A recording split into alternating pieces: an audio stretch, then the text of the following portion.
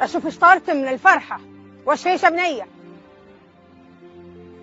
اي بالله يمه، وانت ما انت بفرحانه ان بنيتش بتنخطب؟ اسمعي يا بنيه، انت وابوش موافقين على شاهين، لكن انا ما انا موافقه ولا برضه. ليه ما انت موافقه؟ وش اللي تغير؟ انت كنت تقولين ان الولد تغير وانصلح حاله، وش اللي غير رايك؟ ظنيته ضيف بيجي فتره وبيطلع من الديره، ما ظنيته انه بيعرس عليش، بياخذش مني وتروحين للمدينه ويترك امه تصرف عليه وتصيرين خدامه تحت اقدامها. يمه اسمعي، اذا بتوافقين تعرسين على شاهين من غير ما اوافق عليه تراني بغضب عليش اليوم الدين.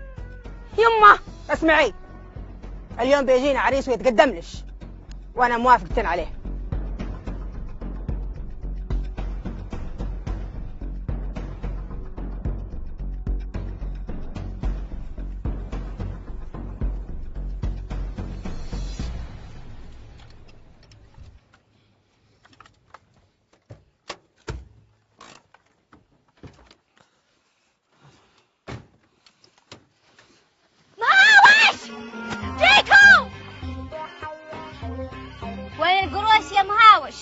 وين الملايين يا مهاوش؟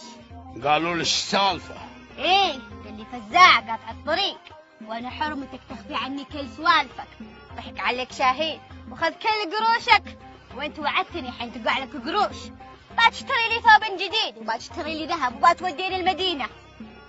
اقول يا خضرة، ما هو بوقتش الحين، هذا اللي فيه، هذا اللي فيه، هذا اللي فيه. لا بشكلش حرمة تقطعين الرزق.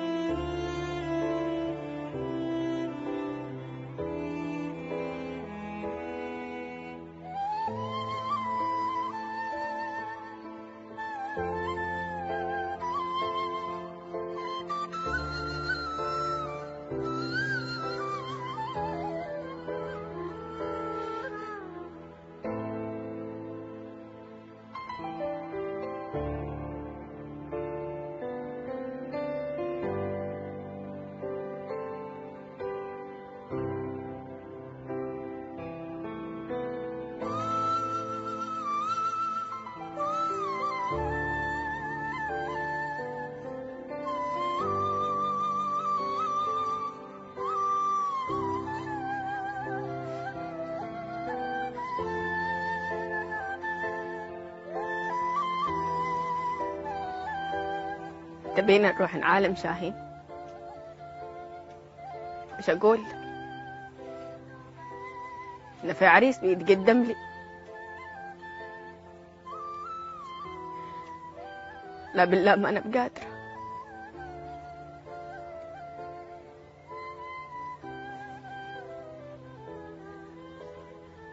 زين، روحين وعالمين. وين تبين تروحين يا بنيه؟ وقفي عندك. ادري انك تبين وتروحين وتعلمين شاهين باللي صار. قمر اقعدي بالدار ولا تعلمين احد. اقعدي يا قمر. يمه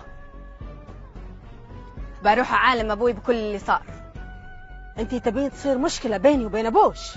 زين، روحي وعالميه، وادري انه بيوقف معاش وبيعاند وانا بعاند، بتصير المشكلة كبيرة. ما ظني انش تبين الفراق بيني وبين ابوش يكون على يدش يا رشة. يما صح ولا كلمة. يما انت تدري ان بهذه الدنيا ما عندي شيء اغلى منش من ابوي، واذا يرضيش اني موافق على شاهين انا موافقة، ما بعصاش ولا بخالف شورس، وريني اباش تدري انهم يحرمون علي الرجال وما بعرف سبت. وش ذا الهرج يا بنية؟ لوحيتيه يمه. زين، الليلة أنا ببين لك إن شاهين هذا ما عندها غير الهرج، وإن ما هو بالرجال اللي يستاهل. وش اللي تبين تساوينه؟ ما أقولش الحين، لكن أخلش ورا شوي بسوي اللي يقولش عليه، وأنت بتعرفين إنه مش كان عندها حق بكل اللي قالته.